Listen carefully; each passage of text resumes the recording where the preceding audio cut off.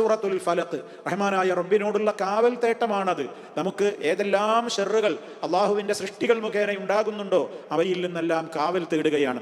രാത്രി ഇരുൾ മൂടിയാൽ ഉണ്ടാകുന്ന ഒരുപാട് ഫിത്നകളുണ്ട്. രാവായി കഴിഞ്ഞാൽ ഒരുപാട് ഷെറുകളുണ്ട്. അതിൽ നിന്ന് അള്ളാഹുവിനോട് അതിൽ കാവൽ തേട്ടമുണ്ട്. അതേപോലെ തന്നെ നമുക്കെതിരെ മാരണവിദ്യകളും അതേപോലെയുള്ള കൂടോത്ര വിദ്യകളുമൊക്കെയുള്ള പൈശാചികമായ കാര്യങ്ങൾ ചെയ്യുവാൻ വേണ്ടി കെട്ടുകളിൽ ഊതുന്ന അത്തരത്തിലുള്ള സാഹിറുകളുടെ, സിഹിറന്മാരുടെ, മാരണക്കാരുടെ ആ വിധത്തിലുള്ള കെണിവലകൾ ലോകത്തുണ്ട്. അവരുടെ ഷെറിൽ നിന്ന് കാവൽ തേട്ടം അതിലുണ്ട്.